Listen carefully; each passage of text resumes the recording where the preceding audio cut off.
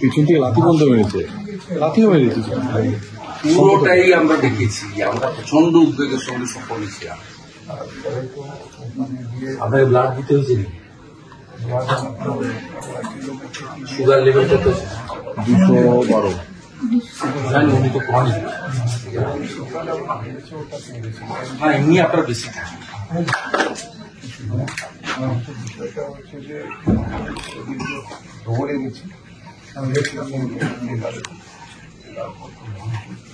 সব দেখেছি, আপনারা কথা না বললি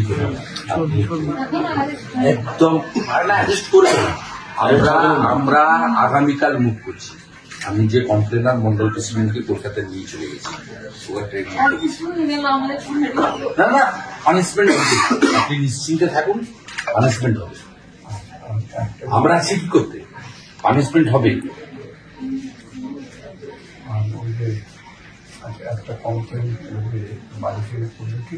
না, সেকেন্ড এফআইআর, একটা এফআইআর কভার করে, সব কভার করে হয়েছে, সুন্দর এফআইআর হয়েছে। যারা ভিডিওতে দেখা গেছিল সেরকমই 9 জনের নাম আছে। ওটা আমি পুরো দেখে নিয়েছি, একদম জেনুইন ছিল, আন্দাজ করা আছে। আপনার চোখে এই চোখটা দেখতে পাচ্ছেন না এখন?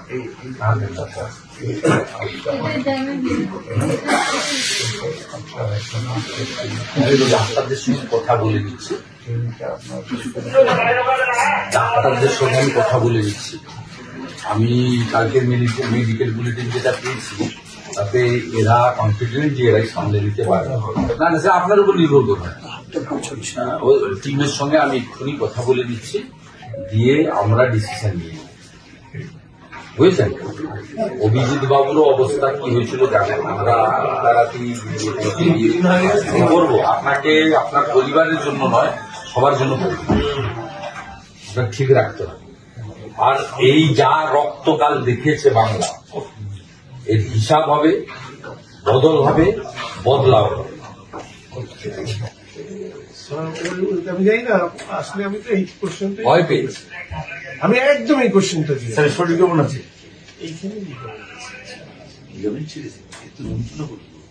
আস্তে আস্তে সাবসেট করি,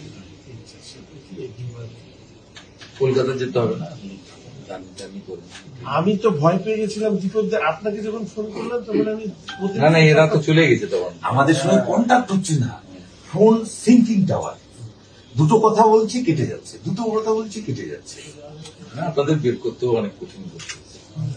আমি ভয় পাচ্ছি ছাড়েনি মা, বাইরে জমায় বসছিল, কখন ফিরবে না, লোক ছিল পরে যাতে 150 বেড়েছে। আমি ভাবছি যে আমাদের সাথে এরকম করে তোমরা ফিরলে তোমাদের ঠিক চলুন, বদলা হবে, বদল হবে, বদলা হবে। অ্যান্টি ন্যাশনাল, কোন ন্যাশনালিস্ট পিপল এটা করতে পারে না, সে যে দলেরই হোক। মুখ্যমন্ত্রী সবার আমরা জানি, কিন্তু এই ঘটনার পরে তিনি একটুও কোনো দুঃখ প্রকাশ করলেন না। এই ঘটনার পরে এমএলএ যারা করেছেন তাদেরকে এনকারেজ করে গেছেন।